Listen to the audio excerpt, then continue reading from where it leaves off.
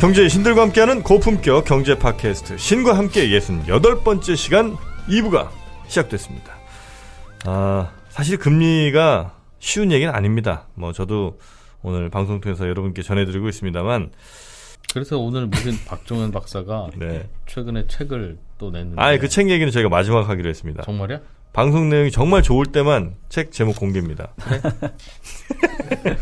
잘하셔야 돼. 그래 이렇게 열심히 하겠습니다. 당근과 채찍을 줘야 이분도 열심히 할 거 아닙니까? 네, 일부에 이어서 IBK 연금보험 증권운용부의 박종현 부장님과 함께 지금 금리 얘기 하고 있습니다. 일단 미국 금리 얘기 그리고 미국채 역전 얘기는 어느 정도 소화가 좀 된 것 같고요. 자, 그러면 어떻게 우리 금리로 바로 좀 가도 되겠습니까? 우리 금리 얘기도 좀 하면서 한국은행의 금리 결정에 대해서도 좀 말씀 나누고, 또 우리 자산시장의 금리가 과연 어떤 메커니즘으로 영향을 주는지에 대해서 얘기하면 될 것 같아요. 근데 그 전에 연준이 왜 그런지 저는 아직도 궁금해요. 그렇죠. 네, 맞아요.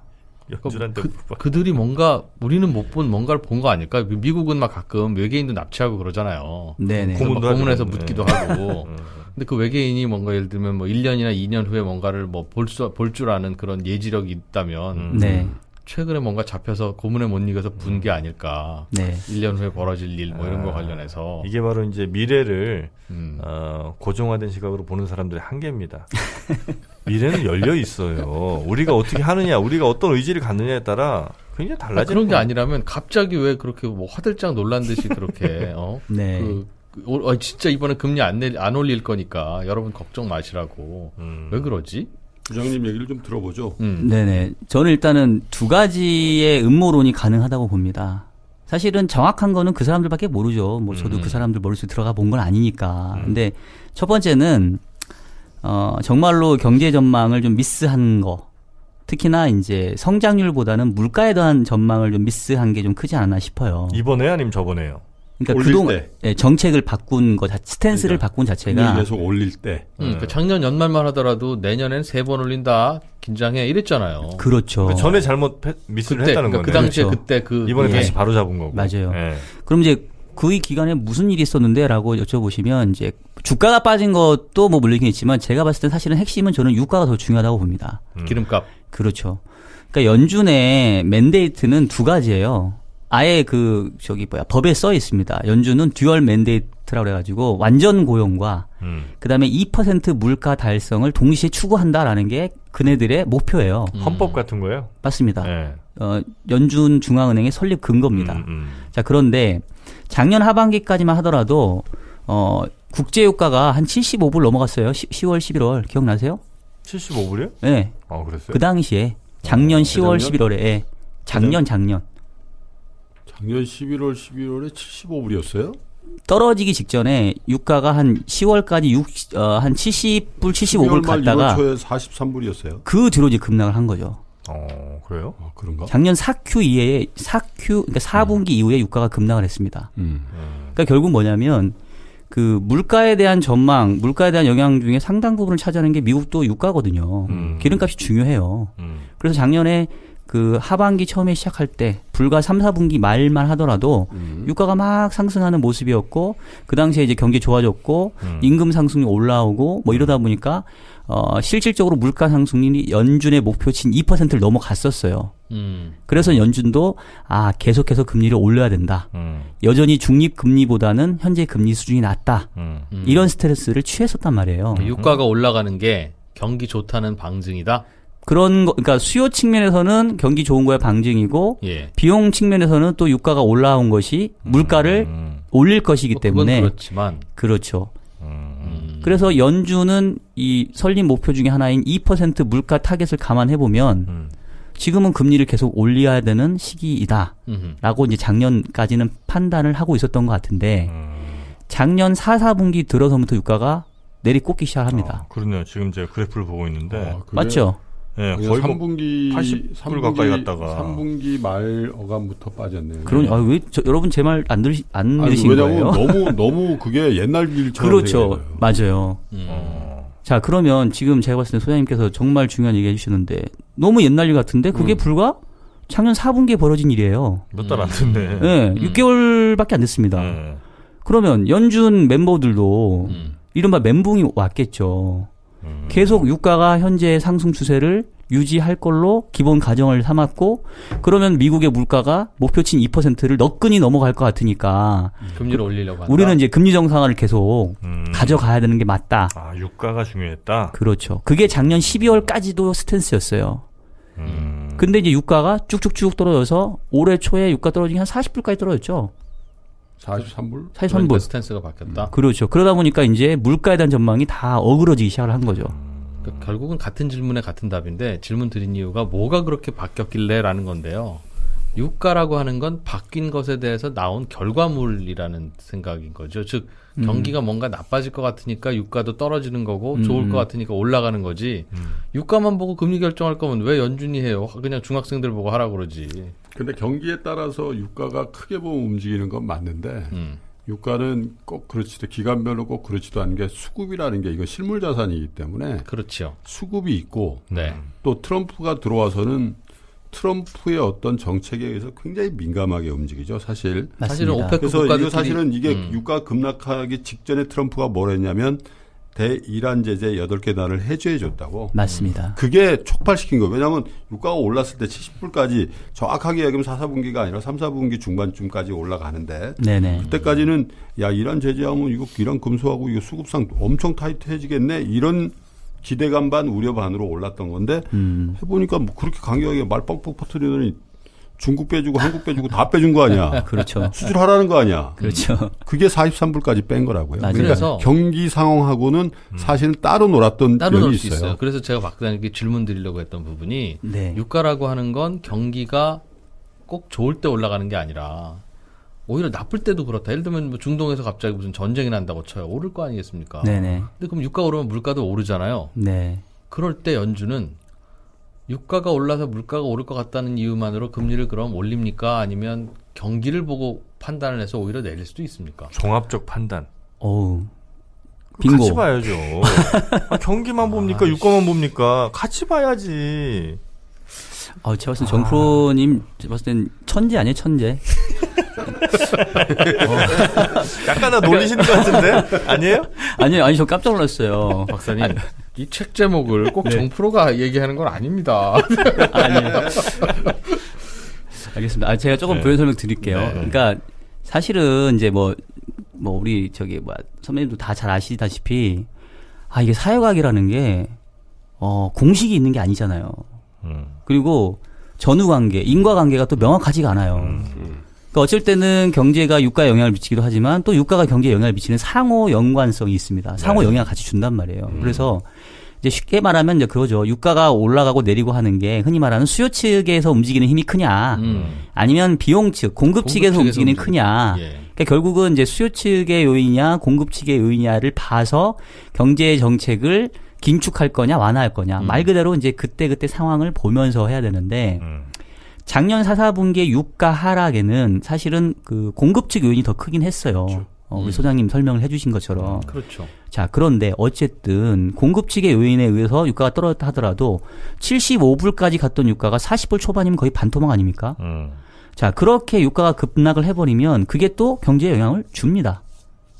물가에 영향을 주고, 또 우리가 옛날에는 오일 쇼크를 겪으면서는 유가가 떨어지는 게 좋다라고 생각했지만, 우리가 언제입니까? 2014년, 15년 국제유가 떨어졌을 때 세계 경제가 상당히 불황이었잖아요. 그렇죠. 그러니까 결국은 이미 이 원유 산업이라고 하는 게 연관되어 있는 산업이 너무 많은 거죠. 그래서 경기가 나빠서 유가가 떨어지는 것도 있지만, 그렇죠. 유가가 떨어져서 경기가 나빠지는 경우도 많다. 그렇죠. 뭐 예를 들면 뭐 건설, 조선, 뭐 해운, 뭐 이런 건 다 이 원자재 시장과 맞물리는 거거든요.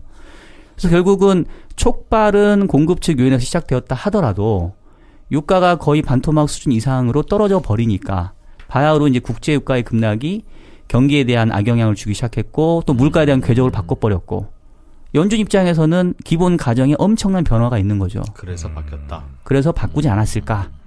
라는 게 저의 첫 번째 가설이고. 그것도 이해가 안 되는 게 40불 때까지 추락하는 국면이 3분기 중반부터 피크치고 4분기까지 쭉 빠져요. 근데 12월 달에 바꿨어야지 그러면. 우리 김영선 날카로워. 네? 아니 왜 3월 달에 돼서 할인을까 바꾸니 1월 달에도 왜 가만히 있었어? 그건 좀 봐주지. 그것도까지. 자, 답변하세요. 자, 제가 말씀드릴게요. 우리 소장님 다시 타임머신 타고 빨리 돌아가 보세요. 그때. 그 4분기에 유가 떨어질 때 이거 떨어지는 거 계속 떨어져라고 생각한 사람 아무도 없습니다. 떨어지고 보니까 40불 초반까지 온 거지. 그 당시의 분위기는 왜냐하면 한참 잘 나갔잖아요. 75불 막 가니까 지금 떨어지는 게 일시적이야. 이른바 그 트럼프가 뭐 이란에 대한 제재 해주면서 일시적으로 유가가 떨어졌다가 다시 반등할 거야라는 전망이 깔려 있었어요. 그래서 작년 연말에 올해 경제 전망할 때 우리나라 그 한국은행도 마찬가지거든요. 한국은행도 우리나라 경제 전망할 때 뭐 세계 경제의 교역량은 얼마, 국제 유가의 수입 단가는 얼마, 뭐 이런 식으로 가정을 깔고 시작하는데 작년 4분기 유가 떨어지는 국면에서도 작년 4분기에 올해 봤던 유가의 전망치는 계속 높은 수준에 고정돼 있었어요. 즉 그 당시의 생각들은 유가가 지금 떨어지는 건 상당히 일시적이고 아마 이러다가 금방 반등할 거야. 그래서 그 변수에 대해서 별로 그렇게 심각하게 생각을 못했던 거죠. 우리가 지금이야 지나놓고 보니까 바보들이네. 유가 이렇게 떨어질 걸 몰랐어라고 얘기할 수 있지만 우리가 타임머신 타고 그 시절 가도 이 미래를 알고 있지 않는 한 그 결정하기가 실제로 어려운 거죠. 올랐죠. 62불까지 올랐는데 그렇죠. 그래서 제가 왜 유가에 대해서 그렇게 말씀을 드리냐면 이 물가만 받겠냐. 성장률도 좀 떨어졌는데 야, 이 성장률이 왜 오른 거지? 작년에 2018년에 트럼프 대통령 때문에 올랐네. 트럼프 대통령도 그렇게 얘기하는데 심정적으로 굉장히 반박하고 싶은데 감세해줘서 오른 거네 이거. 감세 효과 빠지면 거기다가 중국하고 자꾸 지지를 끌면 경기라는 측면도 상당히 중요하게 무언가 받지 않겠냐. 맞습니다. 그 말씀입니다. 그거에 조금 부연 설명하면 사실은 저는 유럽 경제하고 중국 경제 그러니까 그런 얘기 뭐 같은 경제라고 봐야 돼요. 그렇죠. 그러니까 이제 그런 얘기를 해요. 미국이 지구상에 동떨어져 있는 아일랜드가 아니다. 그러니까 미국 경제만 보면 상당히 좋았잖아요, 계속. 근데 이제 한동안 우리가 2017년 때까지만 하더라도 싱크로나이즈드 뭐 이런 얘기를 했어요. 글로벌 경제가 같이 좋아진다. 미국도 좋아지고 너도 좋아지고 나도 좋아지고 좋았는데 2018년도는 싱크로나이즈드가 아닙니다. 약간 다이버전스 됐단 말이에요. 미국은 계속 좋았지만 유럽이나 중국이 망가지기 시작을 했거든요. 특히나 이제 무역 분쟁 때문에 글로벌 교역량 떨어지니까 중국 경제 안 좋아지고 유럽 경제 안 좋아지고. 근데 그 당시에 뭐라 하겠냐면 그거는 유럽하고 중국 얘기고 미국은 뭐 좋아 이랬는데 시차를 두고 보니까 결국은 미국이 혼자 떨어져 할 수 없기 때문에 유럽 경제와 중국 경제의 악영향이 미국에도 이제 영향을 주기 시작을 한 거예요, 사실은. 그게 이제 경제적인 측면에서 최근에 나타나고 있는 거고 그 부분에 대해서 유가의 하락이 뭔가 좀 더 트리거가 되지 않았을까. 좀 더 보완 설명드리면 저는 그렇게 봅니다. 그럼 유럽과 중국 경제의 생각보다 더 냉각이 빠른 것을 연준 위원들은 그렇게까지는 걱정 안 했었다. 원래는. 예. 일단 뭐 이건 우리 박종현 박사님의 이제 판단이신 거죠? 제 판단이기도 하고 성명서에도 나와요. 성명에 나와요? 예, 성명서에 보면 언젠가부터 유럽 경제와 중국 경제, 세계 경제에 대한 둔화에 대해서 조금 우려하는 내용들이 그렇죠. 성명서에 조금씩 등장을 하기 시작합니다. 작년 뭐 한 4, 4분기 이후부터. 그럼 박사님 보시기에는 당연히 진작부터 걱정했어야지 저 바보들. 이라는 입장이에요? 아니면 그래 그거는 예상 못했겠다. 갑자기 나빠졌네. 라는 쪽이에요. 만약 후자 쪽이라면 왜 갑자기 나빠졌어요? 그러니까 아까도 했던 것처럼 만약에 유럽 경제, 중국 경제 둔화되는 그것만 있었으면 이제 이렇게까지 급작스럽게 변하지 않았을 건데 거기다가 플러스 유가의 급락이 겹치면서 조금 더 그 생각을 바꿀 수밖에 없는 그런 환경이었지 않나. 복합적이라고 생각을 하는 거죠. 저도 뭐 우리 박사님 의견에 동의합니다. 그러면 이제 연준 FOMC 멤버들이 비교적 민첩하게 잘 바꾼 건 다행이다.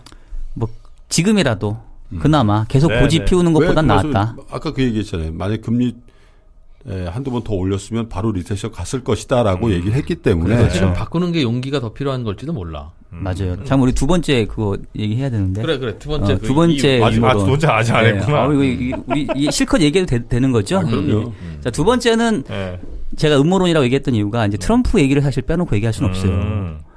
그 역대 어느 대통령이 이렇게 직접적으로 연준 의장을 자르네 마네. 지금 뭐 엊그제도 기사 나왔더라고요. 뭐 독서를 퍼붓다고. 그러니까 우리나라 말로 하면은 얘기해도 되나? 내가 너랑 진짜 엮이기 싫은데 어쩔 수 없이 엮여 있는 거 아니야? 뭐 이렇게 화를 낸 거 아니에요? 지금 트럼프가 지금 저 파월 의장한테. 네. 그러니까 작년에 한참 그 연준 의장 교체설이 돌았었잖아요. 그게 설이 아니라 실제로 검토했다는 거죠. 아, 금리를 자꾸 내 맘에 안 들게 올리니까. 작년 말에 교체설이 있었죠. 트럼프 대통령이. 그러니까 사실은 트럼프 입장에서는 뭐 그 사람 정말 스트레이트 포워드 하잖아요. 그냥 자기가 원하는 거 다 얘기하는 사람인데 자기가 파월 의장을 앉혀놨는데 난 자기 사람인 줄 알고 내 말 잘 들을 줄 알고 앉혀놨더니만 이 사람이 자기 의장은 전혀 이제 거꾸로 노니까 작년 초반부터 계속해서 압박을 하기 시작을 해요. 트위터에도 그렇고 방송에도 그렇고 대놓고 나 행복하지 않아. 걔네가 금리를 왜 올리는지 모르겠어. 뭐 이런 얘기를 했는데 그때마다 파월 의장은 이른바 연준의 독립성을 지키기 위해서 약간 전사적인 이미지로 그냥 막 맞서 싸우고 뭐 개의치 않는다. 뭐 우리는 외압에 굴하지 않는다라고 버텼어요. 근데 버틸 수 있었던 이유가 결국은 경제 전망이 연준의 전망대로 흘러갔거든요. 그러니까 트럼프가 아무리 뭐라 하더라도 할 말이 있는 겁니다. 잘 되고 있지 않냐, 오르지 않냐. 그렇죠. 근데 이제 앞서 얘기했던 것처럼 이게 사실 앞에 제가 얘기했던 그 이유와 맞물리는데 작년 4분기 이후부터 연준의 전망치가 이제 꼬이기 시작을 한 거잖아요. 자, 자기 임명권자인 대통령한테 계속 맞서 싸우려면 적어도 내가 하는 말이 맞아야 돼요. 그래야 내가 명분이 있잖아요. 그렇죠. 근데 결국은 내가 한 말도 틀려. 자기들 전망도 안 맞아. 그런데도 계속 그 대통령하고 맞서 싸운다? 그거는 어렵죠. 그럼 트럼프가 해안이 있었던 거예요? 그렇게까지 생각하진 않고요. 뭐 트럼프는 그냥 저금리 자체가 무조건 좋으니까. 네, 그냥 뭐 좋아하는 그런 그냥 뭐 금리 낮은 게 좋아하는 그런 상황이었는데, 근데 이제 거기서 한 발 더 나간 게 그럼 뭐 설마 그것 때문만이었겠냐라고 얘기를 할 수 있는데 제가 왜 트럼프 얘기를 꺼내고 싶었냐면 저도 옛날에는 정치적인 변수를 그렇게 별로 경제에 크게 반영을 안 하려고 그랬어요. 근데 저도 이제 나이를 먹고 저도 시장 경력이 뭐 한 거의 18년 뭐 이렇게 되다 보니까 네. 아니 이게 정말 크리티컬한 거는 정치 변수가 상당히 중요한 영향을 미치더라고요. 특히나 이제 2020년에는 다 아시는 것처럼 이 트럼프가 드디어 이제 재선을 하게 되잖아요. 네. 자, 그런데 이제 최근에 제가 재밌는 리포트를 봤는데 역대 미국 대통령 중에 재선에 성공한 대통령과 재선에 실패한 대통령의 첫 해 임기 때의 성장률의 추이를 한번 비교해 보니까 재선에 성공한 대통령들의 그 임기 초반 4년 차에, 그러니까 재선하기 이전에 4년 차의 성장률 추이를 보면 집권 1년 차는 그냥 쏘쏘. 2년 차도 뭐 별 볼 일 없어. 근데 3년 차, 4년 차가 경기가 쫙 뻗어가는 이런 성장률의 궤적을 보인 대통령들이 다 재선에 성공을 했어요. 거의 대부분. 경제가 좋아야 재선하더라. 국민들 기억이 뭐 3, 4년 차에 당연히 더 있을 테니까. 그렇죠. 네. 선거를 하는 그 해의 경기에 대한 분위기가 제일 당연히 중요한 거 아니겠습니까? 자, 근데 반면에 재선에 실패한 사람들, 뭐 사실 몇 명은 없어요. 뭐 지미 카터나 뭐 아버지 부시 뭐 이 정도인 것 같은데 이 사람들의 집권 그 3, 4년 차의 성장률을 보면 오히려 집권 초기 1년 차, 2년 차 좋았다가 3년 차 꼬꾸라집니다. 그러니까 결국은 경제가 민심을 좌우한다는 거예요. 자, 그러면 우리 트럼프 대통령의 현재 이 임기별로 성장률을 보면 우리 트럼프요? 아유, 죄송합니다. 제가 왜 저 트럼프 싫어하는데. 자, 보면요. 예, 남의 트럼프. 예, 남의 남의 트럼프의 임기 때를 보면 1년 차 뭐 괜찮았고 사실은 2년 차가 제일 좋았고요. 그럼 큰일 났네.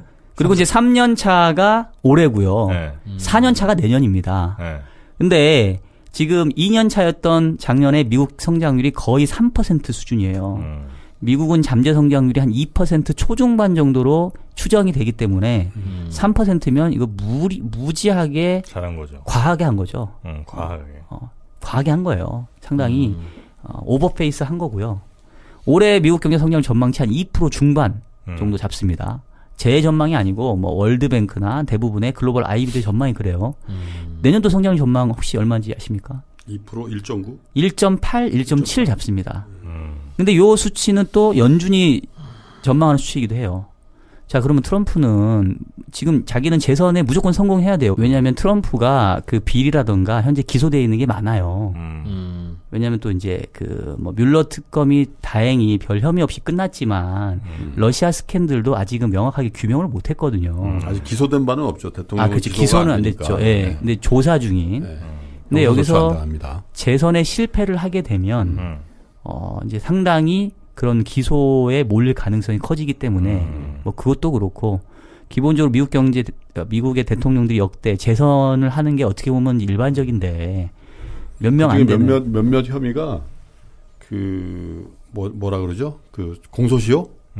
공소시효가 대통령을 되면 공소시효 끝나버려요. 그렇죠. 그러니까 중요하다니까요. 재선에 당선되느냐 안 되느냐. 목숨 걸고 하여튼 재선 하려고 할 거다. 그렇죠. 네, 그러려면 3, 4년 차를 좋게 가야 될 거 아니에요? 좋게 가야 되잖아요.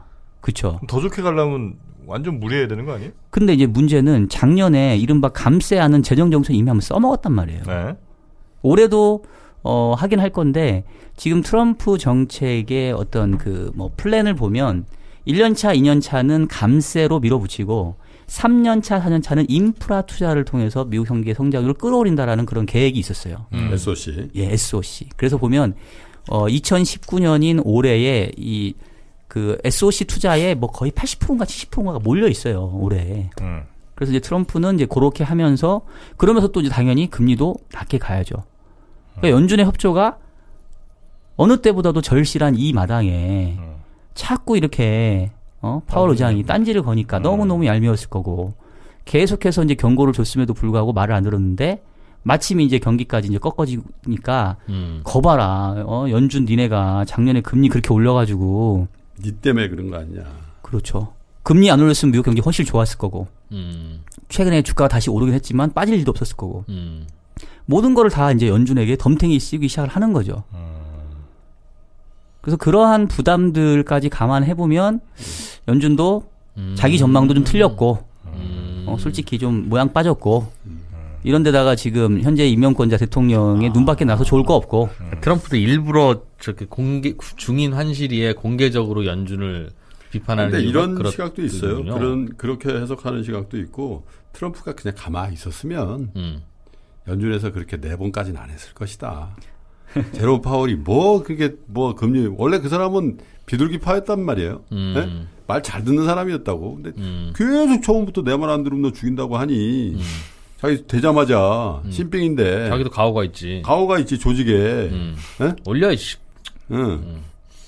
그렇게 됐을 것이다라는 생각들도 하는 것 같아요. 좋습니다. 자, 그렇게 미국의 금리는 우리가 이해를 좀 하도록 하고요. 이제 우리 문제입니다. 우리 중요하잖아요. 중요하죠. 네. 우리는 어떻게 돼요? 우리 금리 내립니까? 저는 한국은행의 다음 움직임은 금리 인하라고 먼저 답변을 드리고 시작을 하겠습니다. 언제쯤? 그건 이제 언제쯤? 사실은 이제 하는 총재도 이해는 돼요. 왜냐하면 이제 우리나라 경제의 특성을 얘기할 때 일종의 고유 명사처럼 붙은 게 스몰 오픈 이카노미, 소규모 개방 경제. 나라가 작잖아요. 여기저기 그 흔히 말하는 그 고래 싸움에 새우등 터질 수 있게 딱 좋은 그 정도 사이즈이고 거기다가 어느 금융시장보다도 개방화되어 있습니다. 그러면 사실은 우리나라의 통화정책을 미안한 얘기지만 한국은행의 금통위원들이 독자적으로 판단하기 어려워요. 해외와 글로벌 경제, 글로벌 통화정책의 흐름에 추종할 수밖에 없습니다. 어차피 열려있는 나라니까. 맞습니다. 그리고 이게 제 얘기인 것도 아니고 우리가 이제 뭐 impossible trinity 뭐 이런 게 있어요. 뭐 3원 불가설 이래가지고 뭐 독자적인 통화 정책과 뭐 자본의 자율성과 뭐 하나는 지금 생각 안 나는데 환율의 안정. 이거 세 개는 동시에 달성할 수 없다. 세 개 중에 2개를 우리가 하나는 포기해야 되나 이런 거거든요. 그러니까 우리는 지금 자본이 완전하게 이렇게 자유롭잖아요. 환율이 변동 환율제잖아요. 그러면 통화 정책은 우리 스스로 독자적 통화 정책 못 합니다. 그게 맞는 이론이에요. 그러니까 실제가 그래요. 그래서 아까 이제 여쭤보신 게 금리는 언제 할 거 같냐? 미국이 금리는 해야죠. 미국이 금리 인하를 먼저 해야. 그렇죠. 그 다음에 우리가 쫓아갈 수 있는 거고 미국이 금리 인하를 하기 전이라면 다음 달이면 미국이 금리 인하 할 것 같아. 100% 확신해. 그러면 뭐 그 전에 한 달 정도는 먼저 해볼 수 있죠. 근데 중요한 건 미국이 금리 인하로 갈 거다 내지는 갔어라는 게 확인이 되어야 비로소 한국이 그 뒤를 따라갈 수 있지. 가뜩이나 지금처럼 여전히 한국의 기준금리가 미국보다 낮은데 여기서 우리가 더 먼저 낮게 간다? 그거는 저는 좀 어렵다고 미국이 저한테 한번 물어봐 주십시오. 언제 금리 인하하나? 금리 언제 인하해요? 11월에 합니다. 어우. 매년 11월에 한 번씩만 했거든. 올리는 것도. 아, 그러면 연중에 끝까지 가서. 미국이 한 번 정도 내리고 한국이 따라서 한 번 내리고 이 정도 가능성이 제일 높다. 그러니까 미국이 금리를 내리는 게 눈에 보이게 되면 네. 그때 이제 우리도 비로소 금리 인하를 서둘러 할 거라는 건데 그러면 결국 이제 연준이 그럼 금리 언제 내릴 것 같아요? 또 미국. 그렇죠. 또 미국 어쩔 수 없어요. 네. 근데 이제 지금 우리가 FF 선물 시장이라고 있어요.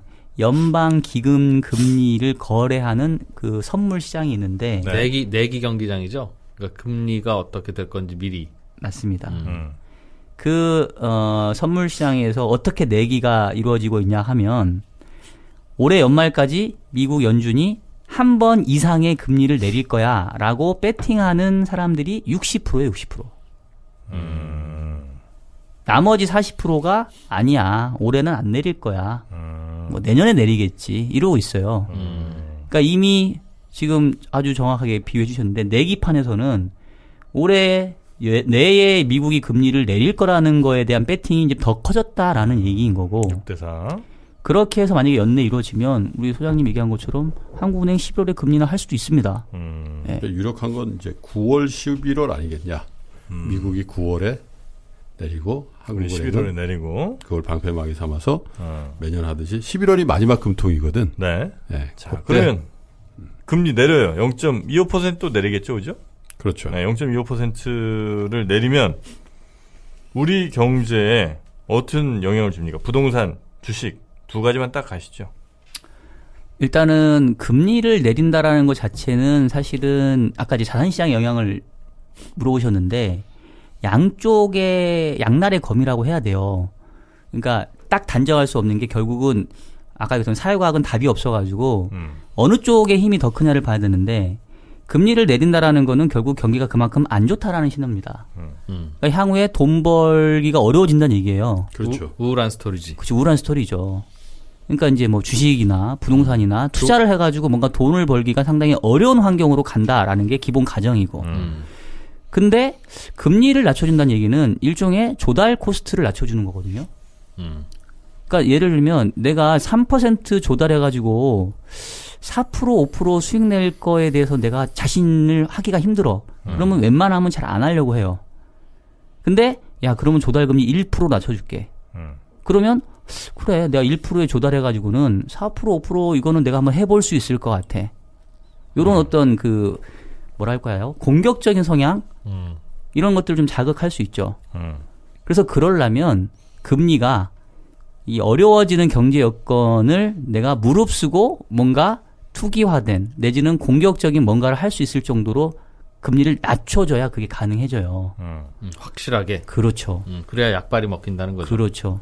그래서 금리를 인하하는 초기 국면에서는 경기가 나빠지는 거에 대한 부정적인 효과가 더 클 거고요. 그러니까 한 번 금리 나갖고는 안 될 거란 얘기예요. 그 다음 번 정도, 2번 정도 이제 금리 인하를 하게 되면 그때부터는 용기를 낸다. 그렇지. 아 이제 경기는 뭐 그래 안 좋은 거 뭐 언제 좋았어. 뭐 IMF 이후에 경기 좋은 적 한 번도 없었는데. 다만 이제 조달 코스트가 낮아지니까 이거 한번 해볼만 하겠네. 그리고 이제 금리라는 거는 사실은 원래 금리에 기본할 때 이 얘기를 했었어야 되는데 일종의 그 우리가 그 자본의 시간 가치라는 게 있어요. 자본의 시간 가치. 돈의 시간 가치라는 게 있는데. 자, 우리 정프로님한테 이것만 여쭤볼게요. 정프로님이 지금 지난번에 보니까 로또 당첨되셨던데, 그죠? 네. 1억 받으시기로 하셨어요. 축하드려요. 네네. 네. 입상 말을 벌써 했구나. 네. 자, 두 가지 대안이 있답니다. 1년 뒤에 찾을 수 있대요. 또는 내일 당장 와서 찾을 수 있답니다. 둘 중에 하나만 돼요. 내일 찾거나 1년 뒤에 찾거나 1억. 언제 찾으실 겁니까? 내일 찾죠. 내일 찾죠. 네. 왜요? 1년 뒤에도 똑같이 1억인데. 아이고, 또 말도 험하게 하시네. 내일 당장 찾아갖고 그걸로 좀 뭐 해야죠. 그렇죠. 네, 저 살 거 많아 지금 줄 나래비를 섰어요 지금. 그렇죠. 돈이 없어 못 사고 있는데. 그렇습니다. 이게 바로 돈의 시간 가치입니다. 똑같은 1억이지만 내일 당장 내 수중에 들어올 1억이 1년 뒤에 내 수중에 들어올 1억보다 훨씬 커요. 그렇죠? 자, 그러면 제가 질문을 여쭐게요. 그러면 만약에 1년 뒤에 찾으시려면 조금 더 드릴게요. 그러니까 예를 들면 내일 찾으면 1억이고 1년 뒤에 찾으면 1억 1,000만 원이야. 그럼 어떻게 하시겠어요? 아, 전 그래 내일 찾아요. 자, 그러면 1년 뒤에 찾으면 2억을 줘요. 어떻게 하시겠어요? 2억이요? 예. 굉장히 관대하시네. 예, 2억? 2억이면 2억 할게요. 2억 가시겠죠. 네. 자, 그러면 우리 정프로님의 이 1년 뒤에 자본의 이 돈의 시간 가치는 제가 극단적으로 예를 들었지만 1억 1,000만 원일 때는 10% 보상 갖고는 내가 그냥 그냥 내일 찾지 이랬단 말이에요. 10%는 보상이 안 돼. 근데 2억이니까 2배잖아요. 그러니까 100%잖아요. 네. 그럼 내가 1년 동안 참는다는 거죠. 그러니까 그 얘기는 100%와 10% 어느 그 중간 사이에 우리 정프로님의 돈의 시간 가치가 있는 거예요. 그러니까 30%짜리 사채 쓰죠. 그렇죠. 예. 쓴다고 지금 쓰더라고. 자, 그리고 결국 그 돈의 시간 가치를 책정하는 게 금리거든요. 네. 그게 할인율이고. 자, 그래서 금리가 높아진다는 얘기는 내가 지금 받을 돈 1억을 내가 1년 뒤에 받으려면 더 많이 요구를 하게 된다는 거예요. 자, 그런데 반대로 할인율이 낮아진다. 그러면 예를 들면은 지금 뭐 어디 돈 맡기고 이자 맡겨 채권 사거나 예금 맡겨도 뭐 1%도 안 준다. 근데 복권은 1년 뒤에 찾으면 1억 1,000만 원 준다더라. 그러면 다 1년 뒤라고 할 겁니다. 아마. 뭐 그럴 가능성이 있죠. 그렇죠. 그러니까 결국은 금리가 낮아진다는 거는 미래의 현금 흐름에 대해서 내가 보는 가치가 높아진다는 얘기예요. 그래서 두 가지 관점에서 금리가 낮아지게 되면 일단 조달 코스트가 낮아지니까 그런 측면에서 조금 더 용기를 갖게 되고 또 한 가지는 미래의 현금 흐름이 좋아 보여요. 시간 가치 자체가 떨어지니까 그러면 이제 미래에 발생할 현금 흐름에 대해서 상당히 좋게 생각을 하게 됩니다. 금리가 낮을 때. 금리가 낮아질 때. 그게 이제 우리가 흔히 얘기하는 뭐 주가의 배당 뭐 수익 모델 뭐 이런 게 있잖아요. 주가를 결정하는 게 결국은 기업에서 발생하는 현금 흐름을 이 금리라는 할인율로 할인해 주는 건데 배당이 똑같이 5% 나온다 하더라도 그러니까 뭐 500원 나온다 하더라도 이 할인율이 낮아지면 그 앞으로 나오는 그 배당금 500원이 되게 나이스해 보인다는 거예요. 그렇지. 그러면 주식을 사려고 하지. 그러니까 쉽게 얘기하면 요즘 같은 저금리에 이 정도가 어디냐 이런 생각 든다는 거죠. 그렇죠. 그렇죠. 그러면 자산 시장에 사람들이 몰려듭니다. 경기가 안 좋다 하더라도. 그래서 오피스텔 막 그 가격 오르고 그랬잖아요. 몇 그렇죠. 맞습니다. 연 한 4% 나오는 게 이게 어디야? 이게 월세로? 맞아요. 그럼. 그래서 그런 경로를 통해서 금리가 이런 또 자산 시장에 상당히 영향을 미치게 그럼 되죠. 이제 부동산 가격이 어쨌든 상승할 가능성이 좀 높다. 물론 다른 요인들 제거한다면. 정확하게 말씀드리면 아까 좀 경기 둔화에 대한 위험을 무릅쓸 정도로 금리가 낮아지게 되면 반드시 자산 가격은 올라가게 되어 있어요. 그럼 지금부터 어느 정도 내리면 그럴 것 같습니까? 저는 50bp 정도, 2번 정도 내리면 그 정도 되면 확실하게 효과가 있을 것 같아요. 한 번 정도는 좀 긴가민가? 가야 되나 미국 말아야 기준으로 되나? 말씀하시는 거죠? 저는 우리나라 기준으로. 우리나라 기준. 예. 근데 만약에 그러면 안 좋은 점도 있겠구나. 그렇게 해서 부동산 근데 과열될 우리나라 수도 있고. 기준금리 두 번 내리려면 앞으로도 1년 한 8개월 남았는데 1년에 한 번씩만 하니까. 지금 그때까지 계속 경기가 안 좋다는 전제로 지금 우리는 이런 논의를 하고 있는 것인데. 네네. 연준도 이제 좀 스탠스 좀 바꾸고 그걸 보니까 이미 또 시장에서는 금리 사실상 내린 걸 기정사실화해서 이미 반응하고 있고. 네. 이러다 또 경기 좋아지지 않을까요? 그런 변수는 없어요? 꼭 한번 기준금리 2번 내릴 만큼 실제로 다운턴이 있을 거라고 보십니까? 서두에 제가 그래서 지금은 미래를 정해져 있는 게 아니라 이 중앙은행이 어떻게 하느냐에 따라서 미래가 달려있다라고 이제 말씀을 드렸잖아요. 그러니까 만약에 아까 계속 반복인데 2번 인상을 했으면 저는 그냥 올해 초부터 경제 박살 나고 그래서 내년부터 다시 금리나 해야 되고 뭐 이랬을 것 같은데 그 과거하고 이제 이번이 다른 게 저는 이제 통화정책 만능주의를 생각하는 사람이에요. 모든 경제의 붐 앤 버스트, 즉 확장과 침체는 중앙은행이 괜히 쓸데없이 금리를 너무 과하게 올려서 경기를 침체하게 만들고 또 쓸데없이 과하게 금리를 낮춰가지고 버블을 만든다라고 생각하는 사람이고요. 과거의 금리 인상기 때 보면 항상 연준은 과하게 금리를 올렸어요. 그래서 우리가 그걸 이제 오버킬했다, 과하게 이제 인상했다.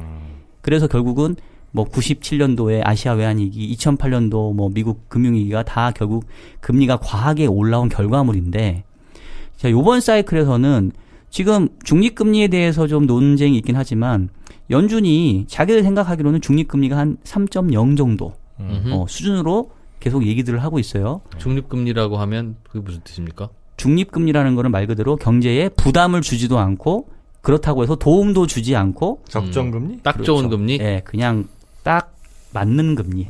딱 내 몸에 맞는 금리. 그럼 고 금리를 향해서 그럼 연준은 가는 거예요? 그동안 가려고 했었죠.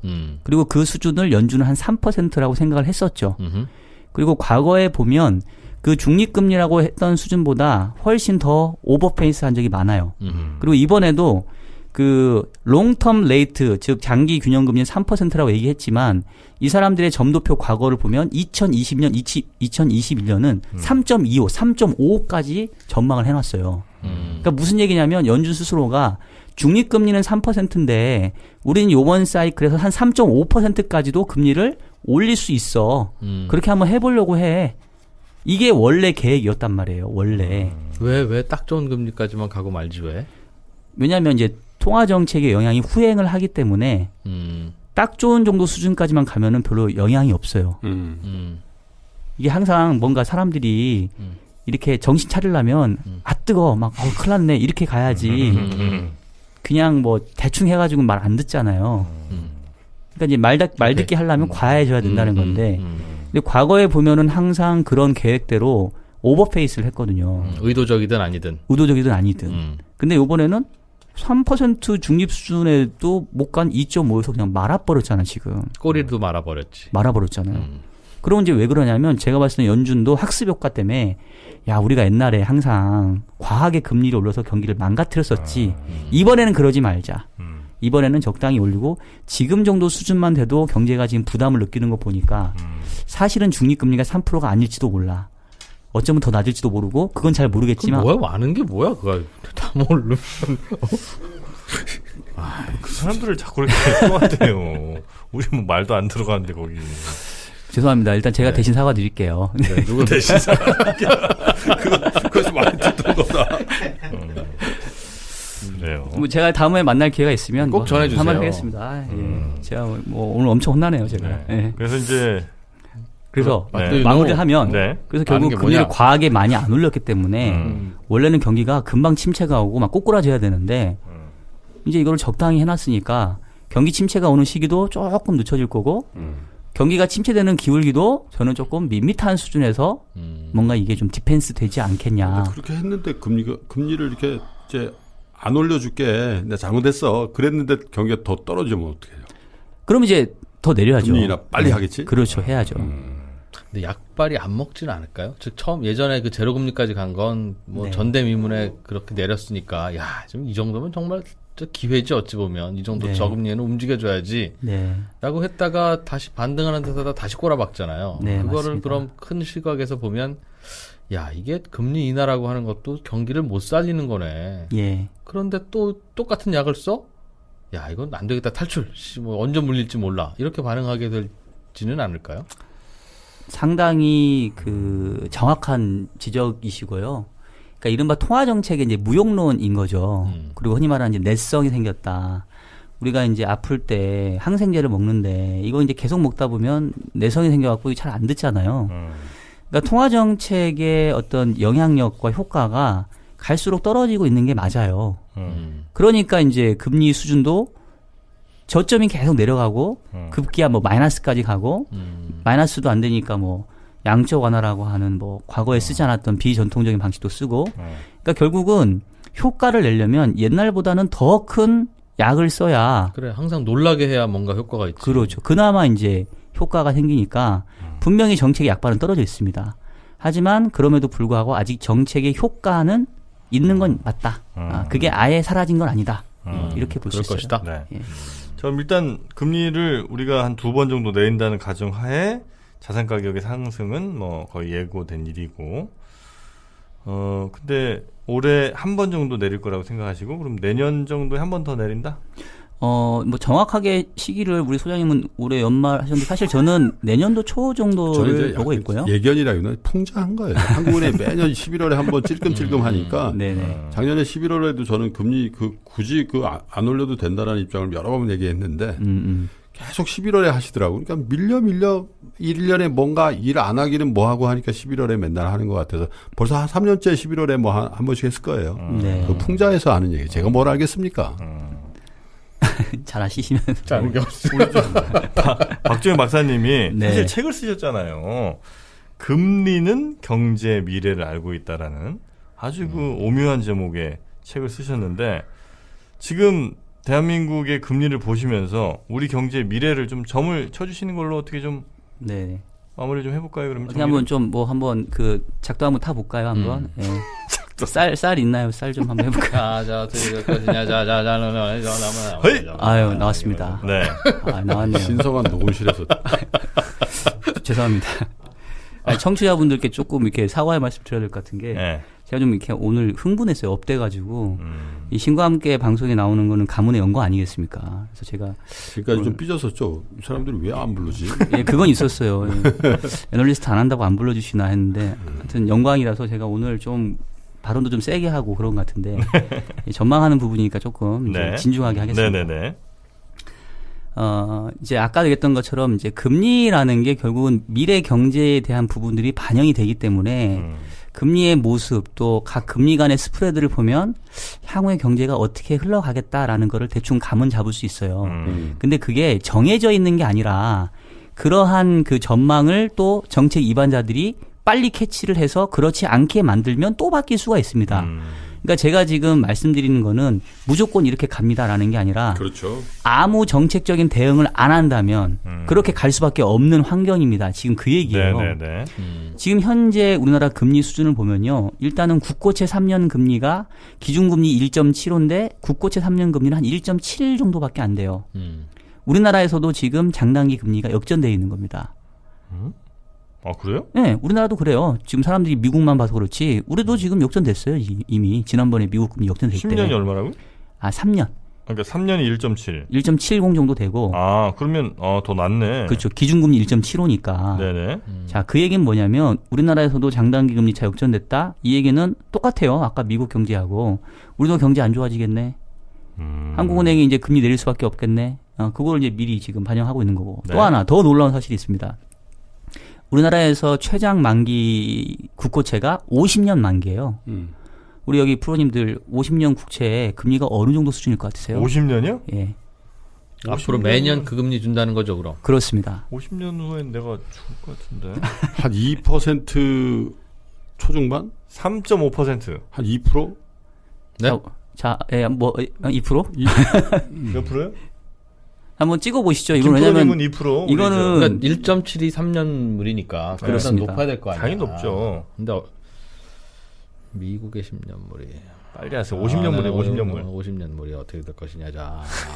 시간 끌지 마, 형님. 2.9. 2.9. 저는 3.4까지 갑니다. 와, 지금 상당히 지금 뭐 레이스하는 분위기인데 네. 정답은 2%가 안 됩니다. 그러니까 50? 내가 2% 정도라고 했잖아. 예, 그나마 근접하셨어요. 예. 50년이?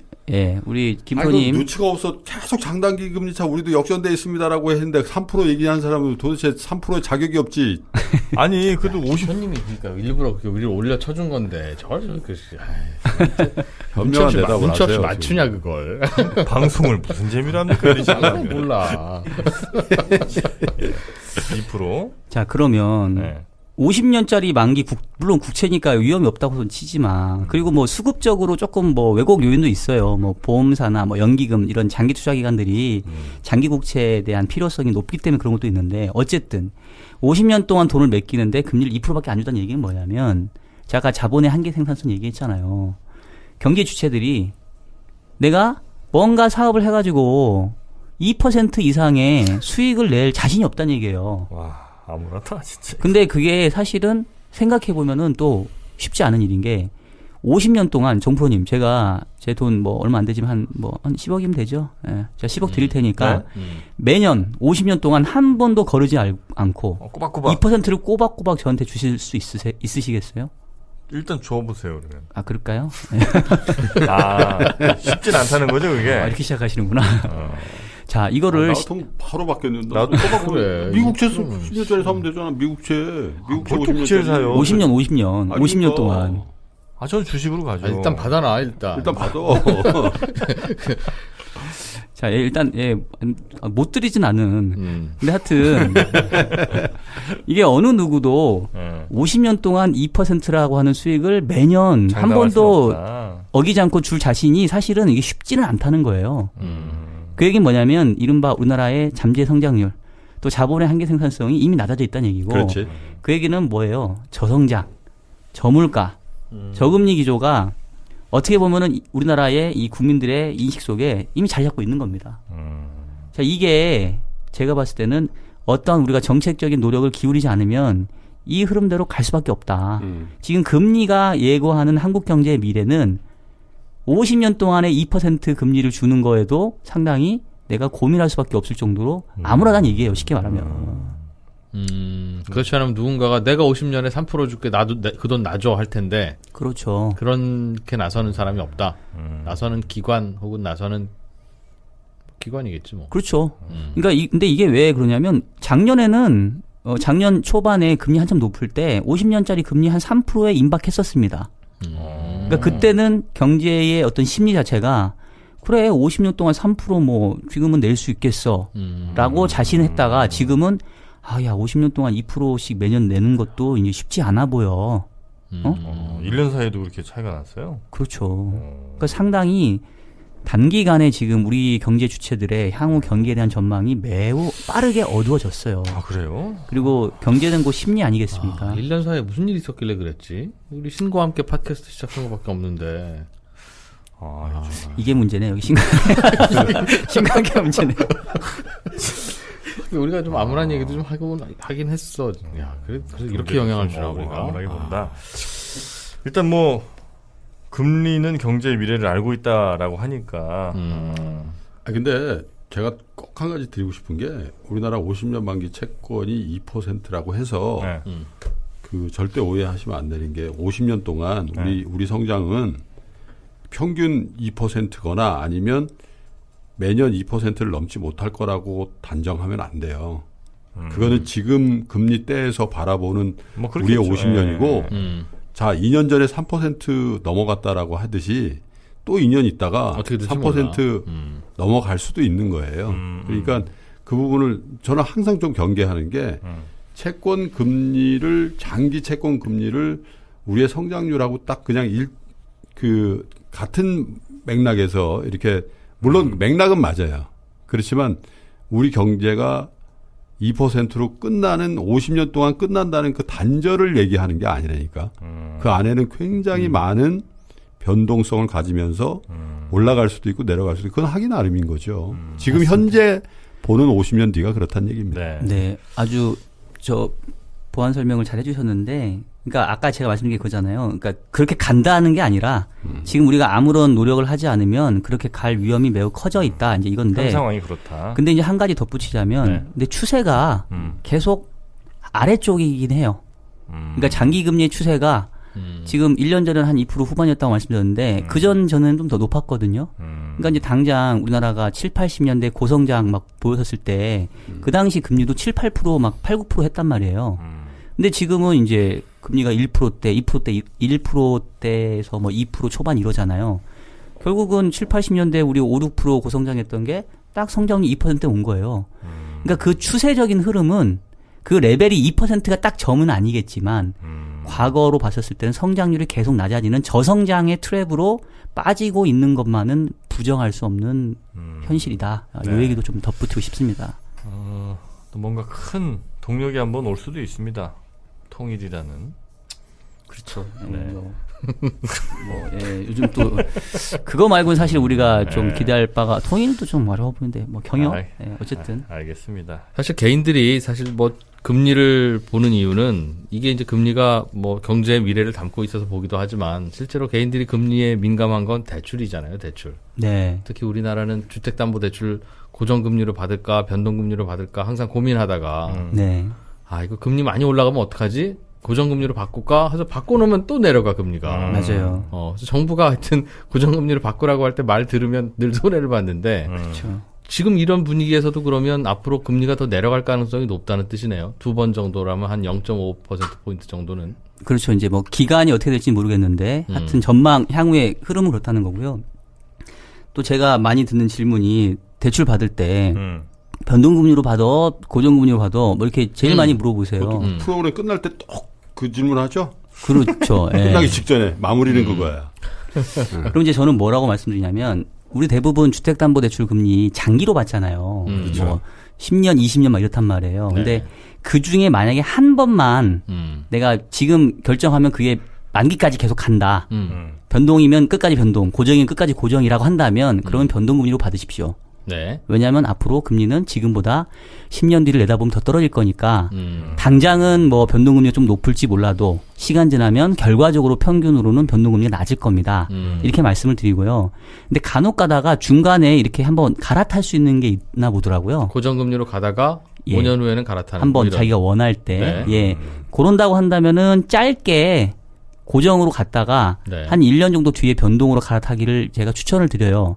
왜냐하면 지금 금리를 보니까 변동금리보다 고정금리 살짝 낮거든요. 낮아요. 지금. 예. 네. 그러니까 지금은 고정금리 좀 있으시다가 1년 정도 뒤에 변동으로 갈아타시라. 그게 베스트. 좋은 전략. 그럼 1년 후에 변동으로 갈아타도 또 내리막이라는 말이네요. 그렇죠. 어쨌든 금리는. 이야. 그런 거 있고. 혹시 뭐 다른 팁도 있습니까? 예, 사실은 네. 저도 이제 뭐 제가 투자 쪽에 있긴 하지만 뭐 저희들이 개인적으로 투자하고 이런 것들 사실은 그게 쉽지는 않아요. 그러니까 네. 결국은 이제 금리라는 게 여러분들에게 내가 뭐 채권을 투자한다 뭐 이런 것들보다는 그 삶에서 어떠한 태도를 견지해야 되느냐 이제 저는 그런 측면에 의미 있다고 보는데 결국 이제 제가 이 금리라는 것을 통해서 내다보는 경제는 저성장, 저물가, 저금리 이게 이제 이어지는 상황이기 때문에 그럼 이제 우리는 어떻게 대응하는 게 좋을 거냐인데 결국은 향후에 저금리 기조가 이제 고착이 된다면 이른바 이제 고정적인 현금 흐름을 가져다 주는 그런 투자처가 사실 좋아지는 거죠. 그게 보면은 뭐 예를 들면은 이제 주식도 배당주. 배당주가 있고요. 그다음에 두 번째는 뭐냐 흔히 말하는 이제 수익형 부동산 이런 거 있잖아요. 한 지난 몇 년 동안 이제 금리가 올라오면서 이른바 수익형 부동산, 오피스텔 이런 거 거품 쫙 빠졌거든요. 요즘. 예, 근데 저는 오히려 이제 지금부터는 조금씩 사둬야 되는 그 기회가 될 수 있다. 왜냐하면 이제 앞으로 금리 자체가 떨어지면 우리가 이제 뭐 캡 레이트 뭐 이렇게 얘기를 하잖아요. 뭐 임대 수익률 자체가 그렇다고 해서 월 50만 원 받던 그 임대세가 50만 원에서 뭐 100만 원 안 오릅니다. 똑같이 50만 원을 받는데 아까 제가 말씀드렸잖아요. 금리가 떨어지면 미래에 대한 캐시플로우, 현금 흐름이 좋아 보인다고. 지금은 월 50만 원 받는 거 아무렇지도 않아 보이지만 금리가 낮아지면 월 50만 원이 매우 커 보인단 말이에요. 그러니까 이제 그러니까 수익형 부동산 괜찮고 그다음에 우리 이프로님께서 얘기해 주셨는데 나는 돈도 없고 내가 투자할 것도 없는데 내 맨 몸뚱인데 지금 뭐 어떻게 하랍니까? 저금리 시대. 그렇죠. 그러면 이제 우리가 할 수 있는 거는 회사를 오래 다녀야죠. 그 회사에서 따박따박 나오는 우리 지금 회사 다니는 사람 아무도 없어요. 올라가는. 전 다녀요. 우리 세 명 중에 회사 다니는 사람 없어요. 그럴 땐 회사를 그렇죠. 어떻게든 잡고 있어라. 자, 월급이 주는 게 예를 들면 연봉 5천만 원이다라고 한다면 이게 5천만 원을 이자로 받으려면은 현재 뭐 예를 들면 한 10억 있어야 5천만 원 받는다고 치면 금리가 낮아지면 20억이 있어야 5천만 원을 받는 거예요. 그럼 내가 월급 5천만 원인 내 직장 기간을 늘리면 늘릴수록 나는 자산가에 부럽지 않은 현금 흐름을 갖는 거죠. 금리가 낮아질수록 고개를 숙여라. 이렇게 하면 또 너무 비굴해지는데. 하여튼 저도 회사 그래서 오래 다니려고 증권사 다니다가 보험회사 왔습니다. 저는 이제 제 전망을 몸소 실현하고 있고요. 보험회사는 근데 금리 낮아지면 큰일이잖아요. 맞습니다. 그래서 근데 왜 보험회사로 옮겼어요? 이 얘기 안 하려고 했는데 그래서 또 하나의 뭔가 팁이 보험회사를 선택할 때 여러분 또 신중하셔야 돼요. 저금리 기조로 가게 되면 보험회사 중에 망하는 보험회사가 나올 수도 있습니다. 실제로 나왔었죠. 예, 맞습니다. 그래서 좋은 보험에 여러분들 보험 가입하셔야 되고요. 회사 홍보까지 하려고 이제 IBK 연금보험까지. 저 회사는 좋은 회사예요. 야, 진짜 홍보 너무 많이 하신다 오늘. 네, 이 모든 내용이 또 이제 책에 다 나와 있으니까. 예. 책을 읽으시면 되고. 금리는 경제의 미래를 알고 있다. 예. 유튜브도 운영하시네요. 경제와 춤을 TV. 예, 제가 유튜브도 간간히 하고 있습니다. 한 번 나오셔서 이렇게 홍보 여러 개 하시면 안 되거든요. 감사합니다. 책만 해요 오늘은. 예, 책을 보시면 되겠습니다. 책 볼 시간 없는 분들은 경제와 춤을 TV 유튜브를 보시라. 아유, 고맙습니다. 알겠습니다. 우리 박종현 IBK 연금보험 증권운용부의 부장님, 중앙대 개공교수시기도 하고 무려 베스트 애널리스트 25번 이상 했다고. 네. 금리는 경제의 미래를 한 번 더 오시라는 얘기 알고 있다. 일단 금리는 다시 한번 그러니까 국가 경제에도 중요하지만 우리 개인들의 어떤 그 재테크라든지 맞아요. 굉장히 중요하다는 사실 거. 우리 다음 주부터는 주식 교육 있잖아요. 네. 거기도 애초에 디자인은 채권을 한 2시간 내지 4시간 넣었었어요. 근데 이제 그렇게 해가지고는 안 될 것 같더라고. 2시간 채권 강의 한다고 해서 그걸 이해하기는 어렵다. 네, 그래서 아예 채권 편을 따로 준비를 따로 며칠을 해서 그 채권도 확실히 좀 마스터하도록 그렇게 하려고 그러다 보니까 막 느니까 막 20주, 25주 막 가가지고 가을 되더라고. 그래서 그러다 우리 죽잖아. 그래서 그냥 뺀 거예요. 알겠습니다. 어떻게 제가 시간을 좀 비워두면 되겠죠? 네. 자, 오늘 함께 저희와 그 채권 혹은 뭐 금리 이야기 해주신 박종현 IBK 연금보험 증권운용부의 박사님 오늘 대단히 고맙습니다. 고맙습니다. 아유, 고맙습니다. 감사합니다.